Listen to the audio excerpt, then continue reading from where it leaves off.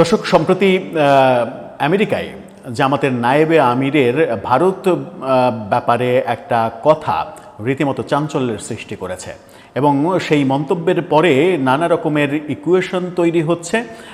আবার জামাতের পক্ষ থেকে এটাও বলা হচ্ছে যে তার বক্তব্যকে ভিন্নভাবে ব্যাখ্যা করা হয়েছে।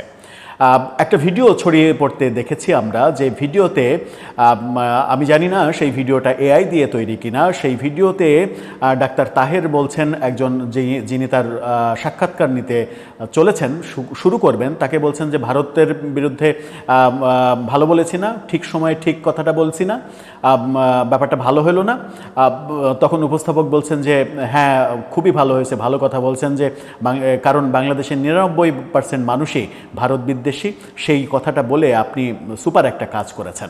এই যে ভিডিওটা ছড়িয়ে পড়লো, এই ভিডিওটাও সঠিক নাকি ভুল, যাই হোক, জামাতের নায়েবে আমির ডাক্তার তাহেরের বক্তব্য নিয়ে এবার বিএনপিও মন্তব্য করছে এবং বিএনপির অবস্থান যখন ক্লিয়ার করছে, তখন যে আলোচনাটা ছড়িয়ে পড়েছে, এমনকি জামাতপন্থী গণমাধ্যম দৈনিক ইনকিলাব গতকালকে তাদের ছাপা পত্রিকার বিশাল শিরোনাম করেছে এটাকে নিয়ে, ভারতের বিরুদ্ধে যুদ্ধ উস্কানি দেয়া হচ্ছে কিনা, যুদ্ধে জড়াতে বাংলাদেশ চায় কিনা, জামাত ইসলাম ভারতের সঙ্গে যুদ্ধে জড়াতে চায় কিনা, সেই প্রসঙ্গ আসছে।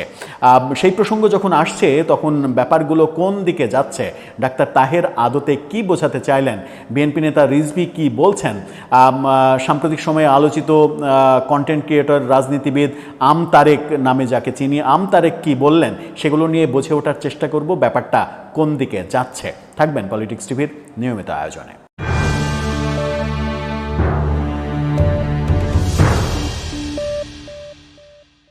দর্শক, বলছিলাম জামাতের নায়েবে আমির ডাক্তার তাহেরের কথা। তিনি ভারতের বিরুদ্ধে যুদ্ধ উস্কানি দিয়েছেন এমনটা আলোচনা শুরু হয়েছে। আমেরিকায় যে মন্তব্য তিনি করেছেন, তারপরে এই আলোচনাটা চতুর্দিকে ছড়িয়ে পড়ছে।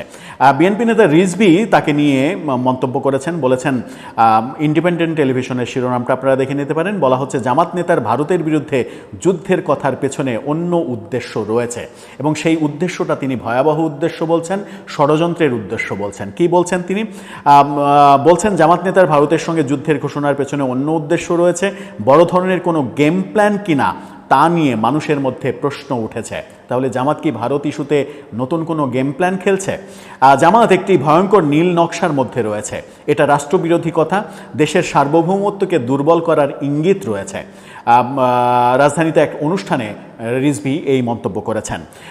যুক্তরাষ্ট্রের নিউ ইয়র্কে এক অনুষ্ঠানে জামাতের নায়েবে আমির ডাক্তার সৈয়দ আবদুল্লাহ মোহাম্মদ তাহিরের এক বক্তব্যের প্রেক্ষিতে এই কথা বলেছেন রিজভী।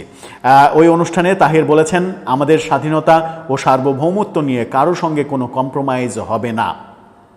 আমাকে অনেকে ভয় দেখায়, যদি আমরা ক্ষমতায় আসি পাশের দেশের লোকেরা ঢুকে পড়বে। আমি দোয়া করি তারা ঢুকুক, ঢুকলেই আমাদের এই বদনাম যাবে যা 1971 সালে মিথ্যাভাবে চাপানো হয়েছিল।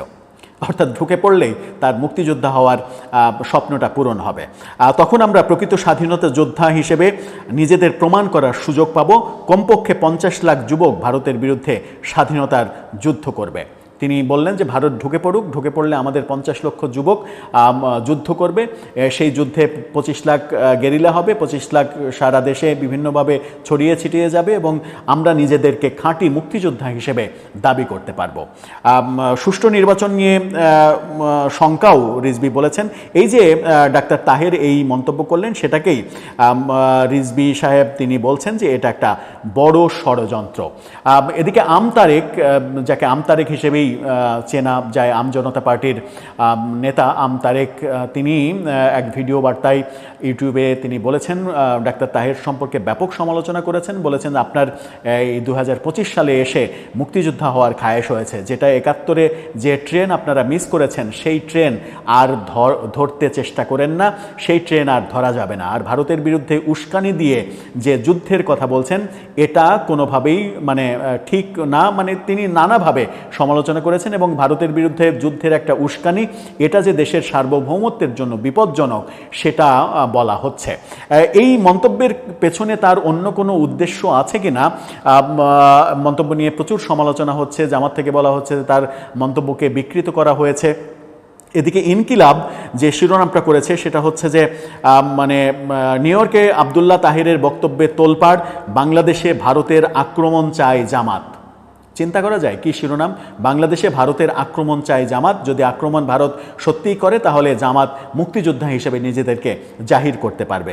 সেখানে আরও বলা হচ্ছে যে হাসিনা পালানোর পর অন্তর্বর্তী সরকার উৎখাতের চেষ্টায় জুডিশিয়াল কু, সামরিক কু, সংখ্যালঘু নির্যাতনের কাল্পনিক অভিযোগ তুলে সাম্প্রদায়িক দাঙ্গা বাঁধানোর চেষ্টা, আনসারের সচিবালয় ঘেরাও, গার্মেন্টসে বিশৃঙ্খলা, পাহাড়ে অশান্তির নেপথ্যে কারা, এই প্রশ্নগুলোও তুলছে এবং বাংলাদেশে ভারতের আক্রমণ চায় জামাত এই হেডিংটা তারা করেছে। এই হেডিংটা যখন করেছে তখন জামাতের পক্ষ থেকে বলা হচ্ছে তার বক্তব্যকে বিকৃত করা হয়েছে।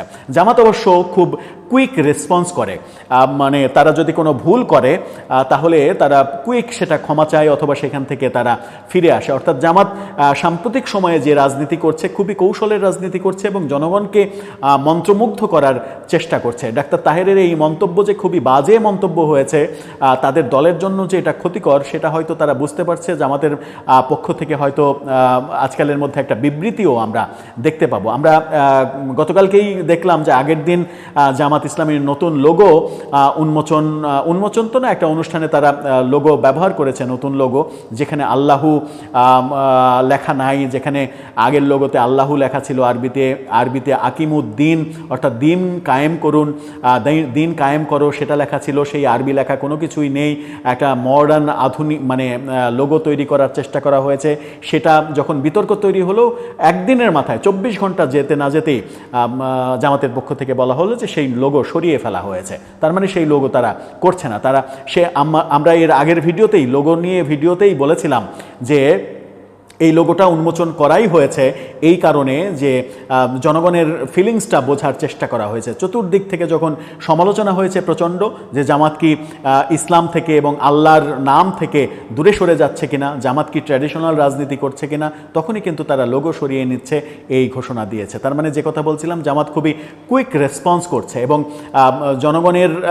জনগণের চক্ষুশূল হওয়ার মতো কোনো ঘটনা ঘটলেই সেখান থেকে তারা সরে আসছে। সাম্প্রতিক সময়ে আমির হামজার বক্তব্য নিয়ে যে মহা কেলেঙ্কারি হয়েছে, তারপরে আমির হামজাকে মাপ চাইতে দেখলাম, তারপরে জামাতের পক্ষ থেকে বলা হয়েছে যে এই ধরনের কর্মকাণ্ড আর করলে, ওয়াজে বাজে কথা বললে দল থেকে সিদ্ধান্ত গ্রহণ করা হবে। তার মানে হচ্ছে তারা খুবই কুইক রেসপন্স করছে। এখন দেখা যাক ডাক্তার তাহেরের এই মন্তব্য নিয়ে যখন চতুর্দিকে অনেক আলোচনা হচ্ছে, সমালোচনা হচ্ছে এবং ভারতের বিরুদ্ধে যুদ্ধকে উস্কানি দেওয়া হচ্ছে, যুদ্ধকে আমন্ত্রণ জানানো হচ্ছে, এটা ভারত কিভাবে গ্রহণ করে সেটা একটা গুরুত্বপূর্ণ বিষয় মনে করছে সবাই। তখন তাদের অবস্থানটা কি হয় সেটাই দেখার বিষয়। দর্শক, আপনার কি মনে হয়, অবস্থানটা কি তারা পরিবর্তন করবে নাকি ভিন্ন কোনো ব্যাখ্যা দিয়ে অবস্থানটাকে স্টাবলিশ করার চেষ্টা করবে? আপনার মন্তব্য জানিয়ে লিখতে পারেন আমাদের কমেন্ট বক্সে।